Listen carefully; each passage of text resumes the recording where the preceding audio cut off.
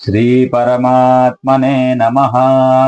अथ कोमलगीता। नेपालीले बुझौं कृष्ण, गीता का धर्म को गति। गीता कोमल गीता को गान गर्दै यथामति। धृतराष्ट्र उवाच धर्मस्थान कुरुक्षेत्र, बीजयुद्ध दृढाशय। कुरु पाण्डवले फेरी, के गरे भन संजय।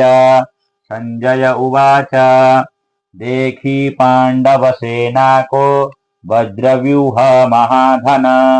श्री द्रोणाचार्य का साथ, भन्न लागे सुयोधन। हेर्नु होस गुरु कै शिष्य, धीमान द्रुपद पुत्रले। यो ठूलो पाण्डवी सेना, हाकिएको प्रयत्नले। यहाँ महाधनुर्धारी, भीमार्जुन बराबर। महारथी श्री द्रुपद, युयुधान विराटर।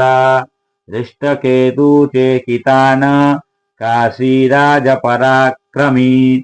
पुरुजित श्री कुंती भोज, शिवराज नराग्रणी।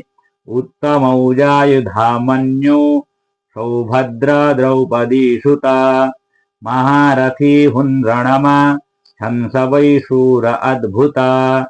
हाम्रा यी सैन्यमा ठूला, जो सेनापति छन् सब। गुरुजी भन्दछु उनको, नामादि कस गौरव।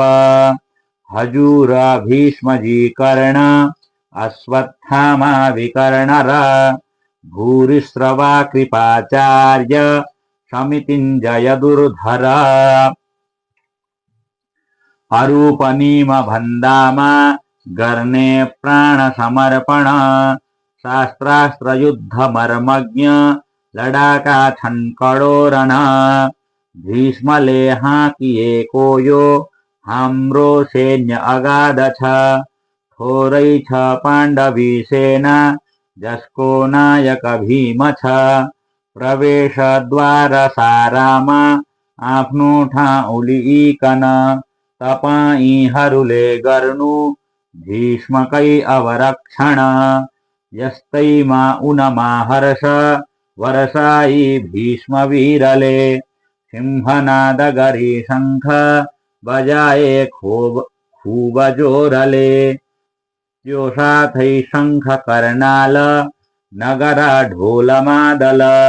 बजे संग्राम का बाजा, घन्ट्यो भुवन मण्डल। अनि श्वेताश्वले युक्त, महारथ महास्थित। कृष्ण अर्जुनले शंख, बजाए दिव्य अद्भुत। श्री कृष्णले पांचजन्य, देवदत्त किराटले। पौंड्र नाम महाशंख, बजाए वीर भीमले। अनंत विजयी शंख, बजाए धर्मराजले। मणिपुष्पक सौघोष, माद्रिका द्विपुत्रले। महारथी शिखंडीर, धनुष्मान काशिकेश्वर। अजेय सात्यकी साथै, दृष्टद्युम्न विराटर। द्रौपदी पुत्र सौभद्र, राजा द्रुपदले पनि। आफ्ना आफ्ना फुके शंख, हामी तैयार छौं भनी। घन्क्यो घनकत्यै शब्द, आकाश पृथ्वी भरी। सारा कौरव सेनाको, हिर्यो हृदय चरचरी। हामी तैयारती सारा, हेरी तैयारती सारा। कुरु सैन्यहरूकन, शस्त्र सम्पात बेलामा। उठाई धनु अर्जुन। अर्जुन उवाच श्रीकृष्णसँग यो बिन्ती, गर्न लागे नगीचमा। लानुहोस् रथ यो मेरो, यी दुई सैन्य बीचमा। म हेरौं पहिले कृष्ण, युद्धलाई खडा हुने। को रहेछन् को माथि, मैले शस्त्र उठाउने। दुर्योधनको दुर्बुद्धि, युद्धमा जय खातिर। जम्मा भएका जो छन् हेर्दैछु म तिनैतिर। सञ्जय उवाच यस्तो अर्जुनले बिन्ती गरिएका नरोत्तम ती दुवै सैन्यको बीच राखेर रथ उत्तम। भीष्म द्रोण अरु राजाहरूका सामुमा अनि बोल्नु भो पार्थ लौहेर जम्मा कौरव यी भनी। त्यहाँ बाबु बाजे सङ्गीजन गुरु मामा दाजुभाइ छोरा नाति अनेकन त्यस्तै प्रेमी र ससुरा इत्यादि हजारन देखि दुवै सैन्यतर्फ आफ्ना बन्धुहरू कन। अर्जुन उवाच लागि ठुलो दया दिक्क भई अर्जुनले भने हे कृष्ण देखि स्वजन युद्ध निम्ति खडा हुने। मेरा अङ्ग सबै गल्छन् मुख अत्यन्त सुग्दछ शरीरमा कम्प हुन्छ रोमाञ्च पनि आउँछ। हातबाट धनु खस्छ छाला भतभती पोल्दछ टिक्नै सक्दिन यो चित्त बहुतै चक्कर आउँछ। सारा लक्षण हे कृष्ण विपरीत म देख्दछु आपस्त मारी रणमा कल्याणै छैन ठान्दछु।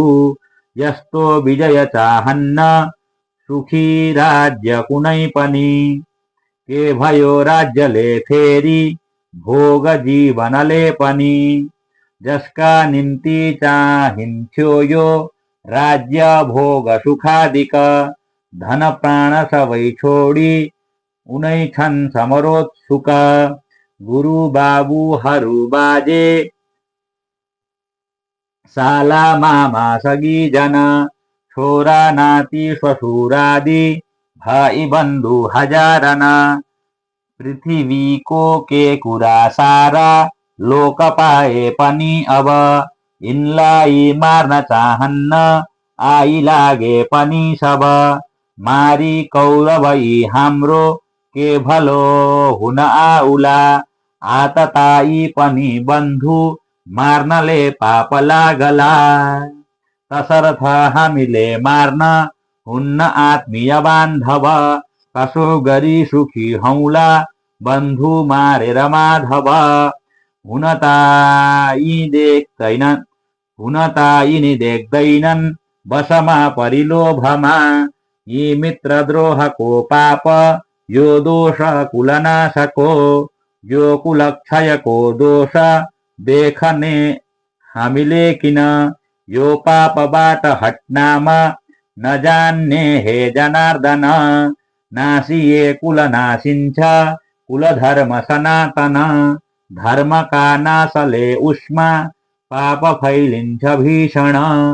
फैलिँदा कुलमा पाप कुल स्त्री दुष्ट बन्दछन् स्त्रीहरू बिग्रिँदा कृष्ण वर्ण शङ्कर बढ्दछन्। कुलघाती र कुलको नरकैलाई शङ्कर हुन्छन् पितृहरू गिर्छन् पिण्ड पानी भई पर। वर्णशङ्कार्यका मूल दोषले कुलघातिका उखाडिन्छन् जाति धर्म कुलधर्म अगाडिका। वर्णशङ्कार्यका मूल दोषले कुलघातिका उखाडिन्छन् जाति धर्म कुलधर्म अगाडिका। सुन्दछौँ कुलका धर्म जसको विच्छिन्न बन्दछ तिनको नरकमा वास सर्वदा हुन्छ भन्दछन्। अहो ठुलो पाप गर्न भएछौँ हामी तत्पर राज्यको लोभले बन्धु मार्न आट्यौँ सरासर। बरु शस्त्रास्त्र केही लिन्न मलाई शस्त्र लिकन दुर्योधनादिले मारुन् यही बलो छ जनार्दन। सञ्जय उवाच यति भनेर रणमा शोक व्याकुल अर्जुन फ्याँकी धनुर्बाण थाले रथभित्र बसिरुन।